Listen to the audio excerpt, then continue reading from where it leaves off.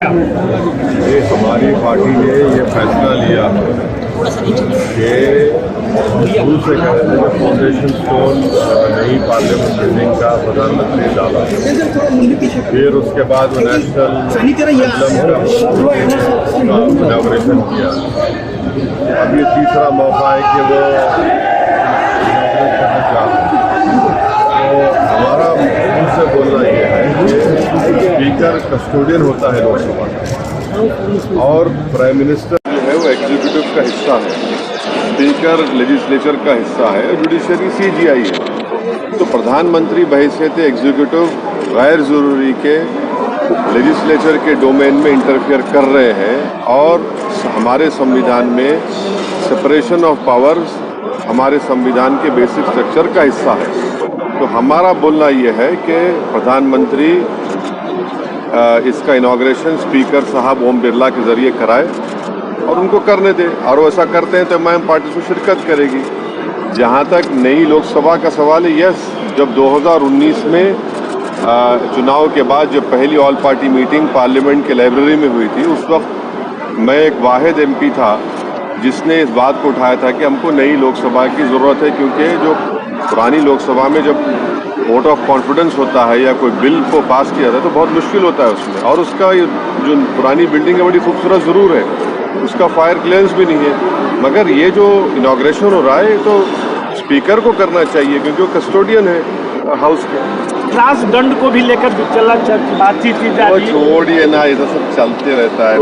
नागपुर में आपकी जनसभा है, क्या मायने निकाले जाए इसके लिए कि क्या चुनावी प्रचार के तौर पे देखा जाए?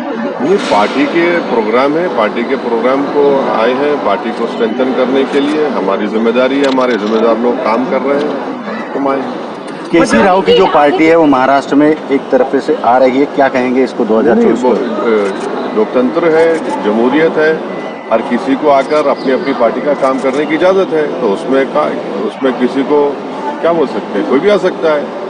केरल में MIM लोकसभा चुनाव में किसी के साथ गठबंधन करेगी क्या, या अकेले चुनाव लड़ने वाली? अभी टाइम है ना, अभी तो टाइम है, जब आएगा टाइम बताएंगे आपको। सर, केरल के महाराष्ट्र में अभी ऐसे सिचुएशन है कि MIM को कोई साथ में लेना नहीं चाहता।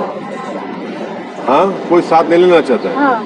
कोई बात नहीं, अल्लाह हमारे साथ है, जनता हमारे साथ है। सर, उद्धव ठाकरे के साथ आपकी मुलाकात होने वाली थी। उद्धव ठाकरे के साथ आपकी मुलाकात होने वाली थी। किससे? उद्धव ठाकरे के साथ आपकी मुलाकात होने वाली थी। आपके ख्वाब में आके बोले वो? नहीं, क्या बात करते हैं आप? अभी प्लेन से मैं उतरा हूँ, आप आए क्या? अरे छोड़िए। केरल के मंदिरों में RSS पे बैन लगाने की बातचीत की। केरल में जितने भी मंदिर हैं वहाँ पे RSS की जो शाखाएं होती है उस पे बैन लगाने की बातचीत की गई है, सरकार कह रही है। मुझे नहीं मालूम, मैं तो आपसे सुन रहा हूँ, मुझे नहीं। मेरठ पर जो हुआ उसके बारे में कुछ कहेंगे आप? मेरठ में तो झूठा इल्ज़ाम लगाया गया है, हमारे कॉरपोरेटर्स थोड़े खड़े हुए, गैर ज़रूरी तौर पर BJP के लोग वहाँ पर एग्रेसिवनेस दिखाए, गैर ज़रूरी तौर पर गाली गलौज किए और दबाने की कोशिश किए, मगर हम BJP के लोगों से कहना चाहेंगे कि MIM से मत करिए आप। अगर आप इस तरह करेंगे तो फिर हम भी आपका जवाब देंगे जमहूरी तरीके से। नागपुर के कुछ मंदिरों में ड्रेस कोड लागू किया गया है, कल से कुछ नोटिस बोर्ड लगाए हैं, आपका उसमें? मेरे को नहीं मालूम सर, मेरठ के इशू पर आपकी पार्टी शिरकत नहीं करेगी कल के?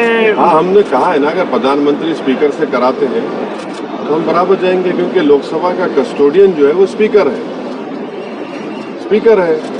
प्रधानमंत्री बड़े नहीं है लोकसभा में, स्पीकर बड़ा है, लीडर ऑपोजिशन बड़ा नहीं होता है, इसीलिए तो लोकसभा का सेक्रेटेरिएट अलग है, लोकसभा का सेक्रेटेरिएट अलग है, लोकसभा अलग ही है, वो लेजिस्लेचर का हिस्सा है।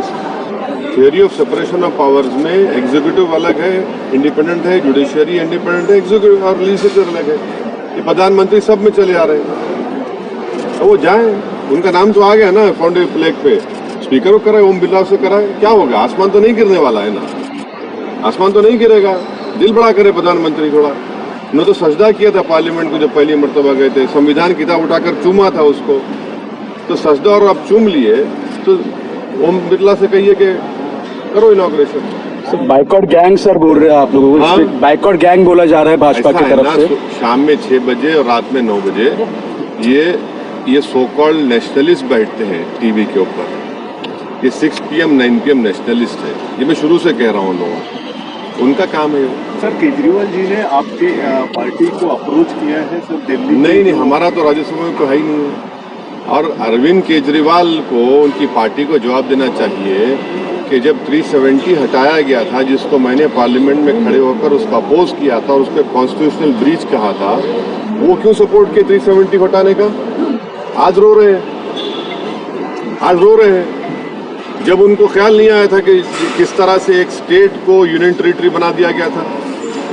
तो ये इनकी हमेशा से अरविंद केजरीवाल जो है सॉफ्ट हिंदुत्व नहीं बल्कि रियल हिंदुत्व को फॉलो करता है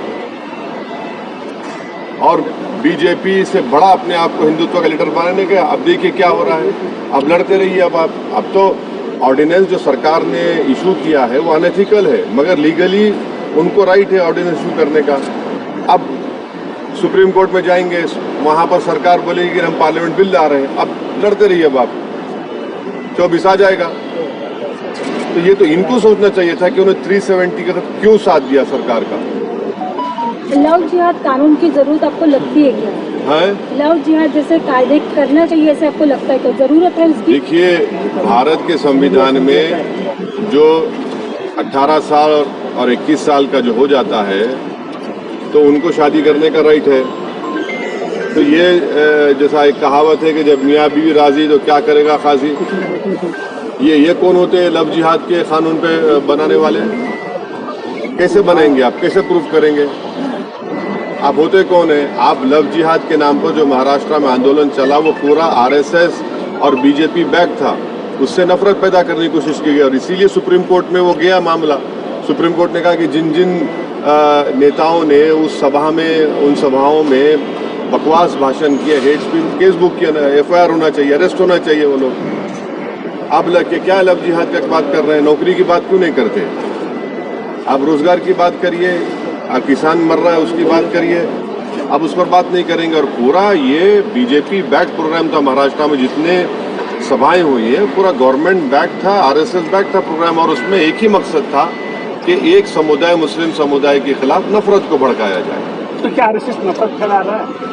क्या फूल बरसा रहे हैं? फूल बरसा रहे हैं। उनका जो ओथ होता है वो ओथ क्या है बताइए? आप पढ़े होंगे ना, आप तो नागपुर के हैं, हमसे ज़्यादा पढ़े होंगे।